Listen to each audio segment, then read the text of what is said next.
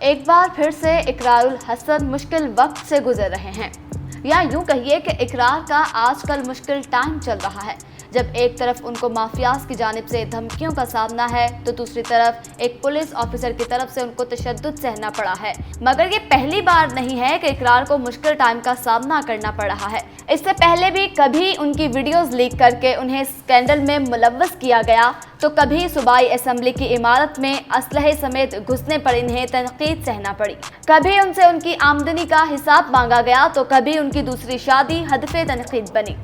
نیوزیم کی اس ویڈیو میں ہم آپ کو بتائیں گے کہ اقرار الحسن ماضی میں کن کن مشکلات کا شکار رہے ہیں، انہیں کب کب کس کس وجہ سے تنقید کا نشانہ بنایا گیا اور انہوں نے ان مشکلات کو کیسے ہینڈل کیا۔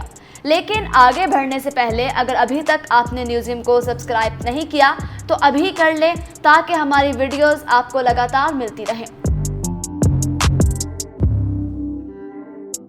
آئیے کچھ سال پہلے کے واقعات سے شروع کرتے ہیں۔ 2017 میں اقرار الحسن کی ایک ویڈیو وائرل ہوئی جس میں دیکھا جا سکتا تھا کہ اقرار الحسن نے بات گاؤن پہن رکھا ہے۔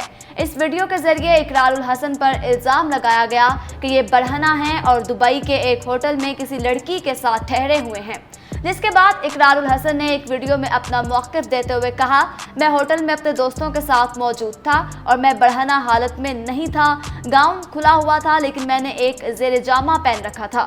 انہوں نے کہا میرے ایک دوست نے مذاق میں یہ ویڈیو بنائی تھی۔ اس کے بعد اقرار نے پوری ویڈیو بھی دکھائی جس میں ان کے دوستوں کی آواز سنی جا سکتی ہے اور دیکھا جا سکتا ہے کہ ان کے دوست ان کے ساتھ ہنسی مذاق کر رہے ہیں۔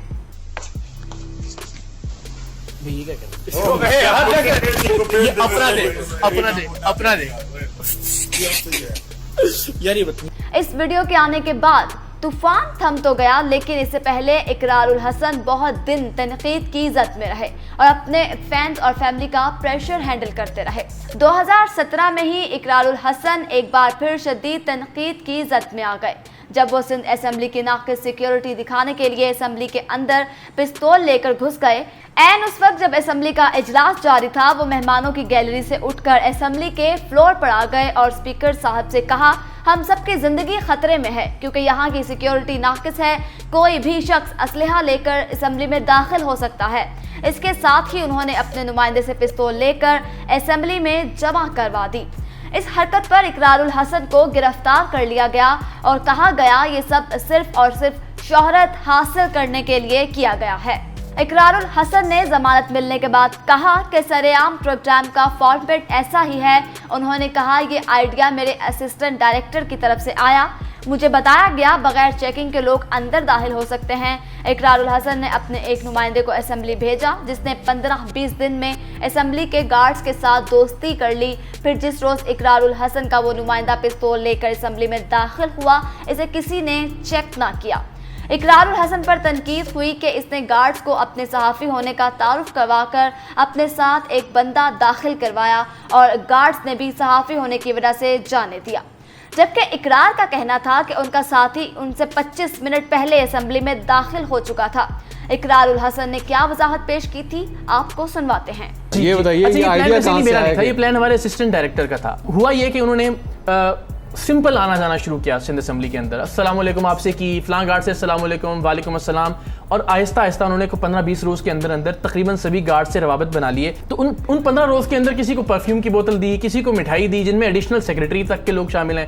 میں اپنے نمائندے سے پسٹل لے رہا ہوں اور پسٹل لینے کے بعد اسپیکر صاحب کو جو میں پہلے ہاتھ کھڑا کر کے کہہ چکا تھا کہ جی آپ کی زندگیاں خطرے میں، یہاں ویپن آ سکتا ہے بڑی آسانی سے، انہوں نے اپنا ایک نمائندہ بھجوایا اور وہ ویپن میں نے خود نکال کے اسی فوٹیج اسی ویڈیو کے اندر وہ نظر آ رہا ہے، وہ اس نمائندے کے حوالے کیا کہ آپ جا کے اسپیکر صاحب کو، اور کہا یہ جا رہا ہے کہ دھر لیا گیا، ہمیں پکڑ لیا گیا۔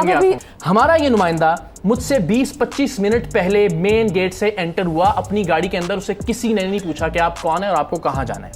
ٹھیک ہے، ہم نے 20-25 منٹ بعد ہماری جو ہائیسٹ تھی، ہم نے جا کے پوچھا کہ جی ہمارے پاس صرف پاسز ہیں۔ ہمارے نمائندے کے پاس کوئی پاس نہیں تھا، وہ صرف یاری لگا چکا تھا 15-20 منٹ کے اندر۔ ہم نے پوچھا جی یہ پاسز ہیں ہمارے پاس، کیا ہم گاڑی کو اندر لے کے جا سکتے ہیں؟ انہوں نے کہا نہیں جی گاڑی آپ باہر کھڑی کریں، آپ پیدل جائیں گے۔ جن نے نہیں پوچھا وہ چلا گیا، جن بیچاروں نے پوچھا ان کو گارڈ نے روک لیا۔ 2018 میں جب اقرار الحسن اور سما کے اینکر فرح یوسف کی شادی منظر عام پر آئی تو عوام کی طرف سے انہیں شدید تنقید کا نشانہ بنایا گیا اور کہا گیا کہ انہوں نے چھپ کر دوسری شادی کیوں کی۔ सवाल किया गया क्या दूसरी शादी के लिए उन्होंने अपनी पहली बीवी कुर्रतुल ऐन से इजाज़त ली थी। इकरारुल हसन को औरतों का रसिया और न जाने क्या क्या कहा गया। इतनी सख्त तनकीद के बाद इकरारुल हसन को एक वीडियो में इसकी वजाहत पेश करना पड़ी। इकरारुल हसन ने कहा, इस मामले का आगाज़ आज से 7 साल पहले हो गया था। 5 साल पहले निकाह हुआ था। मेरी फैमिली और मेरे ऑफिस में सब लोगों को ये पहले दिन से पता है। ये शादी किन हालात में हुई ये मैं आपको नहीं बता सकता। इकरारुल हसन ने इस वीडियो में क्या कहा, जरा सुनिए। तो मैं आप सब लोगों को बताना भी चाहता हूँ, एतमाद में भी लेना चाहता हूँ कि इस मामले का आगाज़ आज से 7 साल पहले हुआ था। 5 साल पहले निकाह हुआ और पहले दिन से आज तक सब चीज़ें मेरे सब लोगों के सामने, दफ्तर के लोगों के सामने, घर के लोगों के सामने, दोस्तों के सामने। और जब निकाह हुआ 5 साल पहले और ये डॉक्यूमेंट्स हर चीज़ मौजूद है, तो तब आप में से बहुत सारे लोग तो मुझे जानते भी नहीं थे। तब सरेआम ठीक से शुरू भी नहीं हुआ था। ये कोई ऐसी चीज़ नहीं थी कि उस वक्त की खबर बनती, सादा सी निकाह की तकरीब थी और वो हो गई और वो सब लोग जानते थे। इकरारुल हसन हाल ही में एक ताज़ा मुश्किल में फंसे जब हैदराबाद पुलिस ने इन्हें तशद्दुद का निशाना बनाया। टीम सरेआम ने औटरी थाने के अहलकारों की जानिब से जराइम पेशा अनासर की सरपरस्ती करने की खबर पर स्ट्रिंग ऑपरेशन किया।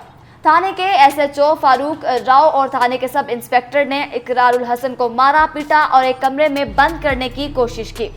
इकरारुल हसन के पास रिकॉर्डिंग मौजूद थी कि थाने के अहलकार गुटखा और मेनपुरी की गाड़ी को रिश्वत लेकर सेफ पैसेज देते थे। आप इस तस्वीर में देख सकते हैं कि पुलिस एहलकार इकरारुल हसन को तशद्दुद का निशाना बना रहा है। इकरारुल हसन इस वाक़े पर क्या मौक़िफ़ रखते हैं वो भी आपको सुनाते हैं। ये वो लोग हैं जिनको आप और हम अपना पेट काट कर अपने टैक्स के पैसों से इस चीज की तनख्वाह देते हैं कि हमारी आने वाली नस्लों को मेनपुरी, गुटखा, मनशियात, इस तरह की लानत से बचाएं। और बदकिस्मती से ये उलट काम कर रहे हैं और पैसे लेकर रोजाना की बुनियाद पर 50,000 रुपए की डील थी 1 टन मेनपुरी और गुटखा इसके थाने की हुदूद से गुजरने की इजाजत देने की। अच्छा। और 15 लाख रुपए के चेक इन्होंने एडवांस रिसीव किए और 1 महीने की इन्होंने कहा कि डील हम आपके साथ करते हैं, आप यहाँ से रोजाना की बुनियाद पर 1 टन गुटखा और मेनपुरी लेकर मीरपुर खास और आगे के इलाकों में जा सकते हैं। इसके बाद इकरार ने अपने बेटे से ईद के दिन ड्यूटी पर खड़े पुलिस एहलकारों में खाना तकसीम कराया और पैगाम दिया कि सब पुलिस वाले एक जैसे नहीं होते, बल्कि कुछ लोग बहुत काबिले एहतराम भी हैं। इकरारुल हसन की ताज़ा मुश्किल जान का खतरा है। उन्होंने कुछ दिन पहले अपनी एक वीडियो पैगाम में बताया, उन्होंने 3 साल पहले एक जाली DSP को रेंजर्स की मदद से पकड़ा था। अब जेल से छूटने के बाद वो उनकी जान का दुश्मन बन चुका है।